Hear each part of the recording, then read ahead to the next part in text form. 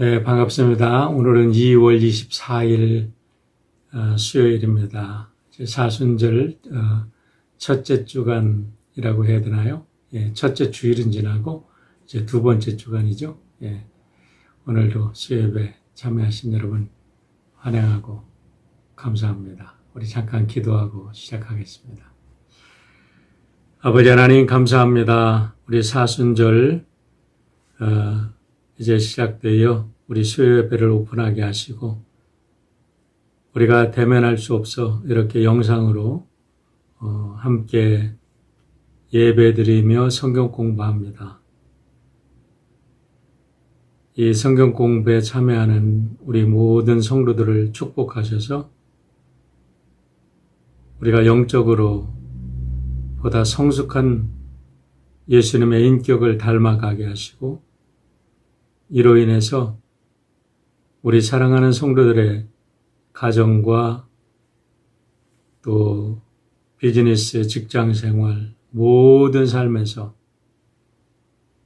하나님이 원하시는 복되고 풍요로운 삶, 예수님의 참 인격을 모든 사람들에게 증거하는 복된 증인의 삶이 되도록 축복하여 주시옵소서. 감사드리며 예수님의 이름으로 기도하옵나이다. 아멘.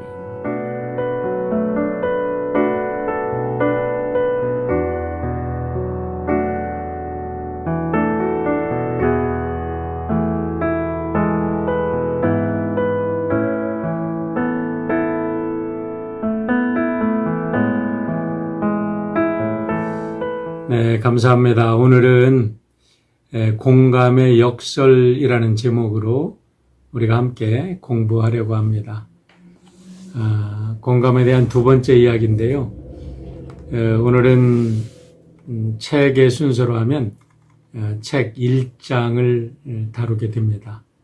지난주에 보니까 책을 구입하신 분들도 계시고 책을 구입하고 계신 분들도 있는 줄 압니다.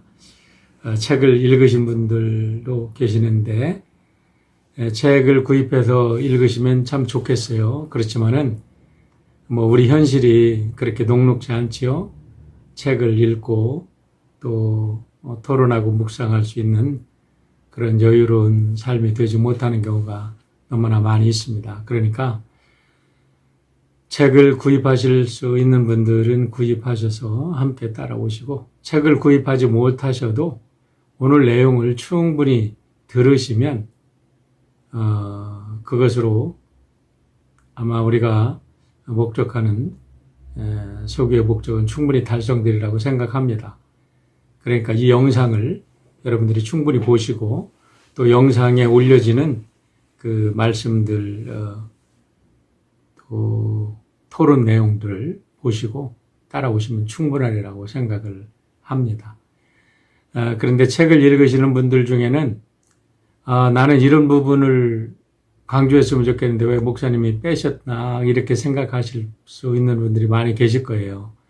여러분이 아시다시피 한 30분 동안에 여기에 있는 책에 있는 내용을 모두 다 다룰 수는 없습니다. 물론 짧은 챕터는 쉽게 다룰 수 있지만 어느 챕터에 가면 분량이 상당히 많기 때문에 아주 짧게 요약할 수밖에 없어요. 그러니까 그런 때는 하여간 핵심적인 내용만 제가 뽑기 위해서 심혈을 기울이고 있으니까 그렇게 믿으시고 여러분들 함께 참여해 주시면 좋겠습니다. 오늘 챕터의 제목은 공감의 역설, Empathy's Paradox라는 제목입니다. 이 역설, paradox라는 것은 양면성이 있다는 것입니다. 한쪽에 긍정적인 면이 있으면 또 다른 쪽에는 부정적인 면이 있다는 거죠. 우리가 빛이 있으면 어둠이 있다고 말하듯이 이렇게 양면성이 있는 걸 이야기합니다. 이 책을 열면서 공감에 대한 짧은 글이 나오는데 우리가 공감이 무엇인가를 이해하는데 참 굉장히 좋은 센텐스라고 생각해서 그대로 소개를 해드리는데요. 이거를 제가 책에 있는 대로 하지 않고 원문을 보고 의역을 해 보았습니다. 그러니까 여러분들 한번 책을 읽으신 분들 비교해 보시고 또 원문은 여러분들이 안 갖고 계시니까 한번 이렇게 보시면 이해가 쉬우리라고 생각합니다. 공감이란 다른 사람의 고유하고 독특한 경험에 대해 이해하고 반응하는 자신의 능력이다 그랬는데 저는 역량이다라고 표현했어요. 여기서 역량이 capacity입니다. capacity. 그러니까 용량이라고 해야 되나요? 그것도 부족하고 하여간 capacity 하면 이해가 금방 쉬우니까 그렇게 이해해 주시길 바라요. 공감의 역설은 우리 안에 선천적으로 내재되어 있는 이 능력이 서로를 돕기 위해 사용되기도 하지만 서로에게 상처를 주기 위한 목적으로도 사용될 수 있음을 말해준다. 이렇게 얘기합니다. 여기서 목적을 가지고 의도적으로 사용된다는 말이 굉장히 의미가 있어요. Empathy's paradox is that this innate ability can be used for both helpful and hurtful purpose. 그러니까 공감을 사용해서 남을 도우려고 하는 사람도 있지만 공감을 사용해서 남을 이용하려고 하는 사람도 있다는 거죠. 자기 이익을 위해서. 이 양면성을 우리가 잘 이해를 해야 우리가 공감의 능력을 가지고 선한 일에 사용할 수 있습니다. 우선 세라미 콜리 박사는 여기에서 리사라는 한 여인의 상담 케이스를 먼저 소개를 합니다. 어느 날 훤칠하고 아주 매력적으로 보이는 30대 여성이 상담실에 찾아왔습니다. 행동은 아주 시원시원하고 똑부러졌으며 그런데 계속해서 시간을 힐끔힐끔 쳐다보면서 상담은 시작이 됩니다. 시아라미 콜리 박사가 그 여인에게 묻습니다. 메모해도 되겠습니까? 그랬더니 리사라는 이름이에요. 그 여자가 이렇게 대답합니다. 그렇게 해야 합니까? 전 장기적인 치료를 바라는 것이 아니라 진정 효과나 수면에 도움될 만한 건강 보조 제품 같은 것을 찾고 있을 뿐입니다.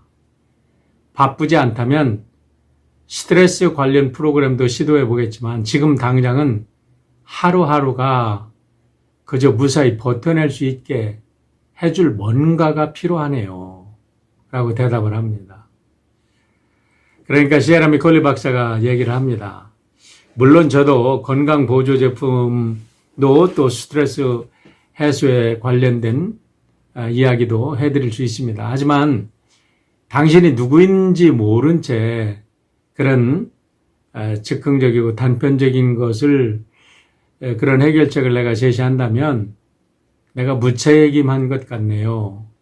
당신에게 몇 가지 물어도 되겠습니까? 라고 하니까 이 리사라는 여인이 교회를 가우뚱거리는 것 같아요. 내가 원했던 건 이게 아닌데 하는 떨떠름한 표정으로 알겠습니다. 꼭 필요하다면 대답하겠습니다. 라는 뜻이죠. 불편한 듯 창밖을 응시하면서 자세를 고치 않습니다. 이제 세라미 콜리 박사가 하나씩 질문합니다. 결혼하셨습니까? 예, 했습니다. 자녀는 얼마나 두셨죠? 예, 6살과 8살은 2딸이 있습니다. 무슨 일을 하십니까? 보스턴 소재 전자기업의 중급 임원입니다. 얼마 전에 승진을 해서 출장을 많이 다니는데 하루에 10시간 정도 일을 합니다. 부모님의 연세와 가족은 어떻게 되십니까? 하니까 이제 자기의 부모님들과 가족들에 대해서 소개를 하는데 아버지를 소개를 하지 않습니다. 그러니까 세라미 콜리 박사가 아버지는 빠뜨리셨네요. 그러니까 순간 리사의 눈가에 촉촉하게 눈물이 고입니다. 아버지는 돌아가셨습니다. 그러니까 세라미 콜리 박사가 유감입니다. 언제 돌아가셨는지 말해줄 수 있나요? 그러니까 리사가 3년 전 이맘때요. 그러면서 고개를 숙이고 가방에서 무언가를 열심히 찾습니다. 이때 세라 맥컬리 박사가 직감을 합니다. 감정적으로 굉장히 중요한 변화의 순간에 도달했다는 것을 직감합니다. 오랜 동안 상담을 했으니까 아니겠습니까? 리사가 이제 한참 후에 고개를 들면서 죄송합니다 하고 눈을 드는데 그녀의 손에는 눈물을 닦기 위한 크리넥스가 손에 들려 있었습니다. 괜찮습니다. 이해합니다. 이해한다고요? 하면서 눈물을 닦습니다. 오직 하나뿐이잖아요. 하나요? 뭐가요? 아버지 말이에요. 그러니까 리사가 그래요. 아버지 이야기만 하면 울게 되네요. 가족들은 나보고 어린애처럼 군다고 하지만 하면서 고개를 숙이고 한참의 시간을 지냅니다. 그러면서 이제 공감이 되는 거죠, 서로. 뭔가가 리사가 그렇게 아주 다쳤던 마음이 그 아버지의 이야기를 꺼내면서 그의 확 다쳤던 마음이 열리기 시작하면서 이제 여러 가지를 자기가 의도하지 않았던 일들을 쏟아냅니다. 남편은 깊은 우울증에 빠져 있습니다. 그리고 가정은 고액 담보 대출로 인해서 자신은 너무 매일 스트레스에 시달리고 있습니다. 그런데 두 딸이 이와 같은 가정 분위기 속에서 잘 자랄 수 있을까? 그것 또한 스트레스가 됩니다. 라고 이야기하면서 리사는 그동안 속에 담아두었던 수많은 문제들을 쏟아내기 시작합니다. 상담이 끝나갈 무렵에 리사가 이야기를 합니다. 책에 있는 그대로입니다. 둑이 터진 느낌이에요. 모두 다 잘 되고 있는 척 하는데 온 힘을 쏟고 있었거든요. 하지만 실은 내게 문제가 있다고 인정하니까 정말 홀가분하네요. 이러면서 그 다음 이야기는 별로 하지 않습니다. 어쨌든 이런 과정을 통해서 세라 미콜리 박사가 리사라는 여인을 통해 본 거는 리사가 함께 아픔을 공감하고 자기의 그 문제를 공감해주는 세라 미콜리 박사에게 자기의 문제를 털어놓으면서 리사는 한편으로 self-awareness, 자기 자신이 누구인가, 나는 누구인가, 나는 무엇을 하고 있나, 우리의 가정은 무엇인가, 자기의 현 주소를 보는 새로운 세계가 확장되었다는 겁니다. 그러면서 마음이 열리자 이전에 볼 수 없었던 모든 것을 새롭게 볼 수 있는 통찰력을 얻게 되고 가족과의 관계, 일과의 관계 모든 것을 긍정적으로 풀어나가게 되었다는 이야기를 하고 있는 겁니다. 여기서 세라 미콜리 박사가 이야기합니다. 사람들은 우리가 원하는 것과 필요한 것이 늘 같지는 않다는 겁니다. 굉장히 중요한 얘기라고 생각합니다. 신앙적으로도요. 우리는 우리가 원하는 게 많이 있습니다. 하나님께 막 원해서 구하잖아요. 그러나 하나님 보실 때 그것이 진정 우리에게 필요한 것인가?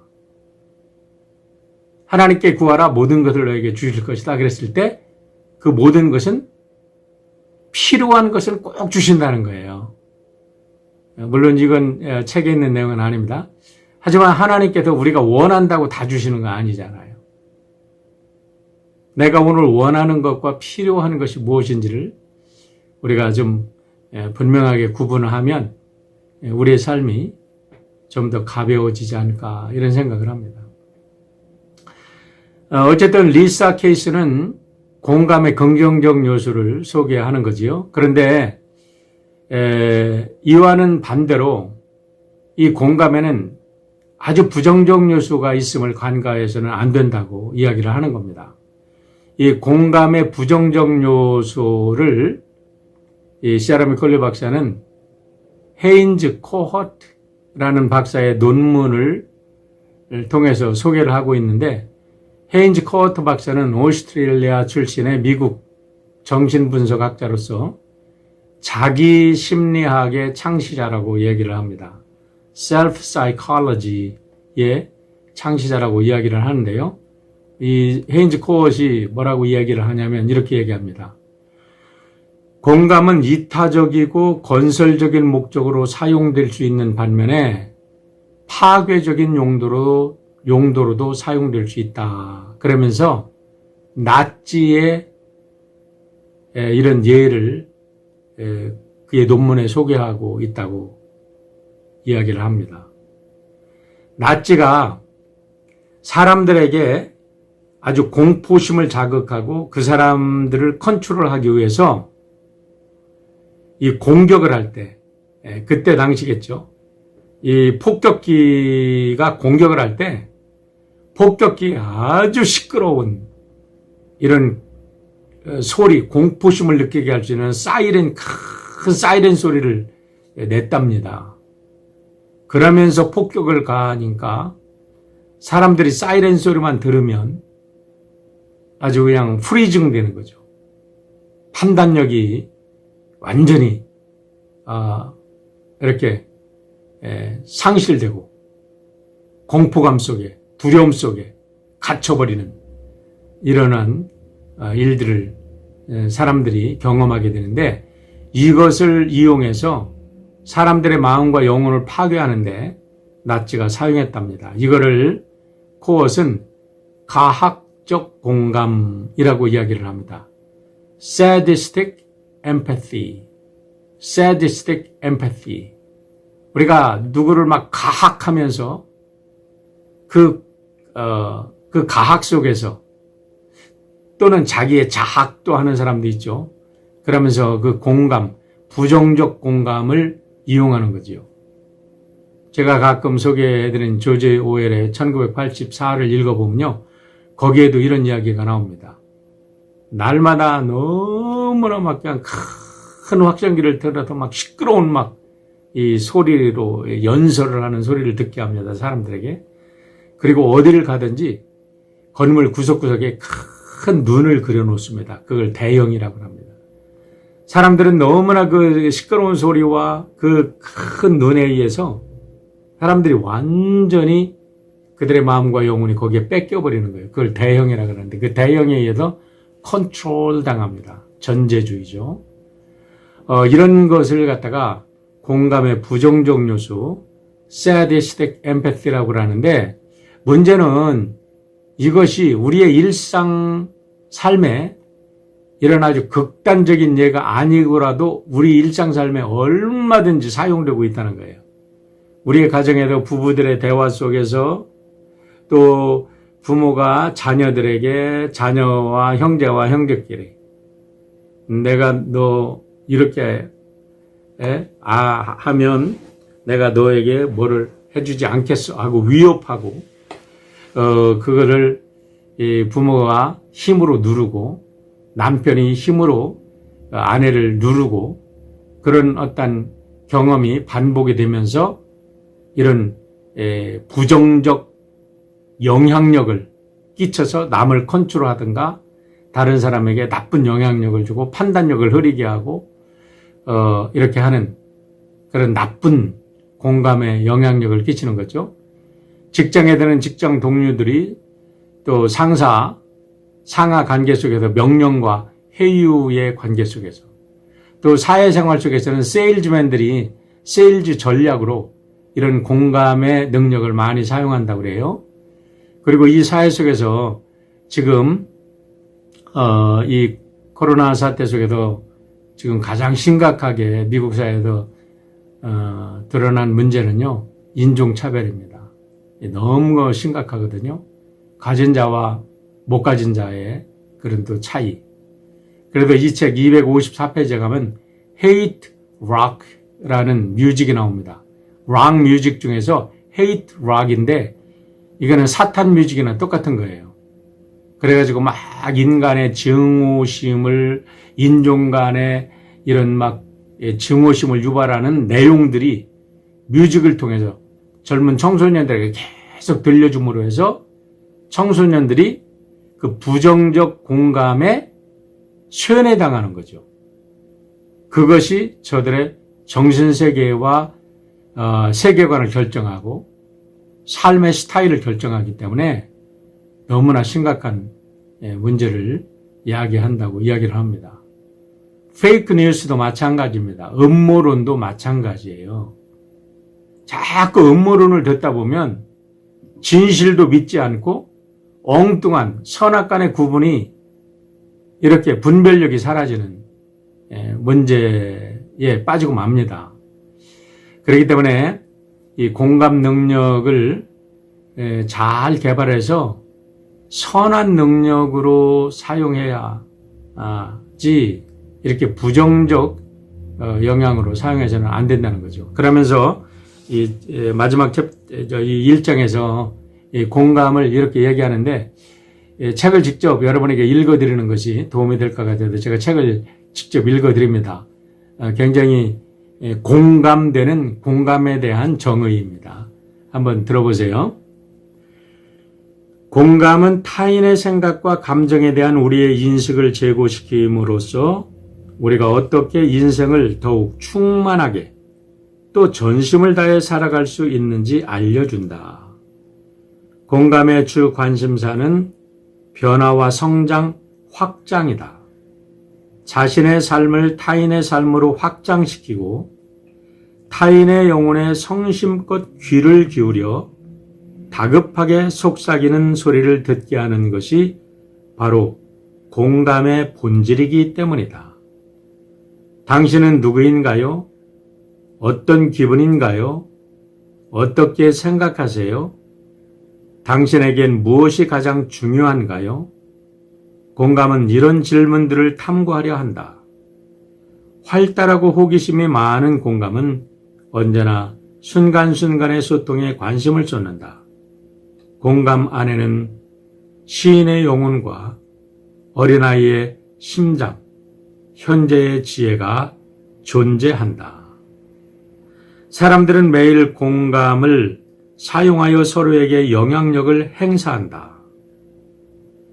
가령 일터의 상사는 부하의 직업윤리에 호소하거나 실직에 대한 위협을 가하며 초과 근무를 강요할 수 있고 여인들은 자신의 말실수를 잊게 하기 위해 상대를 구스리거나 지켜 세울 수도 있다.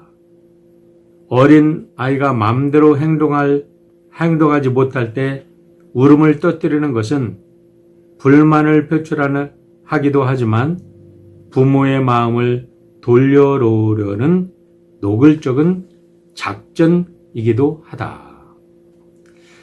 공감은 안전하게 네라고 말해도 되는 때와 아니오라고 하는 편이 장기적인 관점에서 더 현명한 때를 분별하도록 가르친다.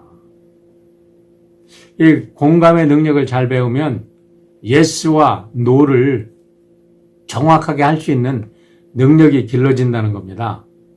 이것을 하지 못할 때 엄청난 인생의 상처를 받게 되는 경우가 이 책을 이제 읽다 보면 계속 나옵니다. 그래도 공감 능력이 함양되면 예스 할 때는 예스하고 노 할 때는 아주 단호하게 노할 줄 아는 이런 능력을 길러야 한다는 것을 이야기를 합니다. 선의를 위해 건설적으로 쓰이는 공감은 인간관계를 회복시키고 사람들 사이에 오래 묵은 깊은 골짜기를 메운다. 사람들 간의 인간관계가 깨진 것도 그것을 메꿀 수 있는 유일한 방법은 공감의 능력을 활용하는 거죠. 공감이 애정관계 형성에 중요한 열쇠가 되며 많은 이들의 삶을 해치는 외로움, 두려움, 걱정, 절망의 해독제라는 사실을 믿어 의심하지 않는다. 예, 그렇습니다. 우리가 외로움과 두려움과 우울증과 또 공포 속에 사로잡혀 있다면 공감 능력을 회복한다면 회복할 수 있다는 거죠.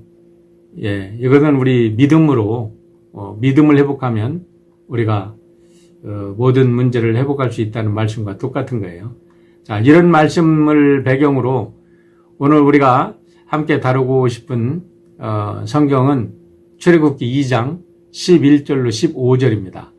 여기에 보면 우리가 모세가 공감함으로 해서 온 긍정적 요소가 무엇이고 모세가 공감을 통해서 그애가 치료했던 부정적 영향은 무엇인지를 한번 오늘 여러분들 토론해 보시길 바랍니다. 제가 읽어드릴게요. 출애굽기 2장 11절로 15절의 말씀입니다. 모세가 장성한 후에 한 번은 자기 형제들에게 나가서 그들이 고되게 노동하는 것을 보더니 어떤 애굽 사람이 한 히브리 사람 곧 자기 형제를 치는 것을 본지라. 좌우를 살펴 사람이 없음을 보고 그 애굽 사람을 쳐 죽여 모래 속에 감추니라. 이튿날 다시 나가니 두 히브리 사람이 서로 싸우는지라. 그 잘못한 사람에게 이르되 내가 어찌하여 동포를 치느냐 하매 그가 이르되 누가 너를 우리를 다스리는 자와 재판관으로 삼았느냐? 내가 애굽 사람을 죽인 것처럼 나도 죽이려느냐? 모세가 두려워하여 이 일이 이르되 일이 탈로 되었도다. 바로가 이 일을 듣고 모세를 죽이고자 하여 찾는지라. 모세가 바로의 낯을 피하여 미디안 땅에 머물며 하루는 우물 곁에 앉았더라. 이 내용을 보면 모세가 동족의 아픔을 보고 공감을 했어요. 그런데 그거에 따른 아주 혹독한 대가를 치르죠. 토의 내용 한번 보시길 바랍니다. 모세가 동족의 아픔에 공감함으로 그에게 나타난 긍정적인 것들을 토의해 보시길 바랍니다. 자신의 분명한 자, 셀프 아이덴티티를 찾았죠. 사건 전의 모세와 사건 후의 모세의 모습을 한번 토론해 보시길 바라요. 그 후에 미디안 광야에서의 40년의 삶을 삽니다. 그리고 하나님의 부르심을 받은 후 40년의 삶을 살지요. 그 과정들을 한번 깊이 생각하면서 공감의 대가와 긍정적 요소와 부정적 요소를 찾아보시길 바랍니다. 그가 남긴 유산은 무엇인가? 두 번째, 공감으로 인한 부정적 영향들. 애굽의 군인을 죽인 것이 어떻게 발각됐을까요? 14절과 15절을 보면요. 모세에게 대든 동족의 한 사람이 감정이 상해서 고발했지 않았을까라는 생각을 합니다. 여기서 가학적 공감을 한번 찾아보시길 바라고요. 이것이 어떻게 작용했는지 한번 생각해 보시길 바랍니다. 왕자의 주의가 하루아침에 박탈되고 왕자가 아닌 도망자로 미디안 광야에서 목동생활을 하죠. 동족을 도우려다가 하루아침에 도망자가 된 모세가 경험한 공감의 영향, 즉 그의 정신세계, 그의 마음, 그의 영혼, 그의 실제적인 생활 속의 변화들을 한번 생각해 보시길 바랍니다. 40년 동안 목동으로 고독한 세월을 보내면서 그가 경험한 공감의 긍정적 요소, 부정적 요소는 무엇일까? 그 외의 영향들은 무엇일까? 한번 생각해 보시길 바랍니다. 네, 마지막 질문은 우리의 실생활에 한번 적용해 보려고 합니다. 코로나 팬데믹 이후에 아시안에 대한 인종차별이 우리 미국 사회에 심화되고 있습니다. 우리가 아시안이 백인들에 의해서 인종차별을 당하고 있는 모습을 본다면 우리가 어떻게 반응해야 할까를 한번 오늘 공감에 대한 문제를 배웠는데 함께 생각해 보시길 바랍니다. 네, 이것으로 오늘 수요 두 번째 공감의 역설에 대해서 마치겠습니다. 한번 부부간에 또 옆에 있는 친구들 간에 서로 한번 토론해 보시길 바랍니다. 네, 기도하겠습니다. 아버지 하나님, 오늘도 귀한 수요 예배를 통해서 우리가 공감의 능력을 함양하기 위해 공감의 역설을 생각해 보았습니다. 부정적인 것들도 있지만 그 부정적인 영향을 알고 극복할 때에 우리는 예수님처럼 이 땅의 모든 원수까지도 사랑하며 그들의 악을 선으로 사랑으로 품고 이길 수 있는 능력이 길러질 줄 믿습니다. 우리 사랑하는 모든 성도들 축복하셔서 이 수요 성경 공부를 통해서 예수님의 성품 또 하나님의 뜻을 온전히 감당해내는 우리 귀한 성도들 되도록 축복하여 주시옵소서. 감사드리며 예수님의 이름으로 기도합니다. 아멘.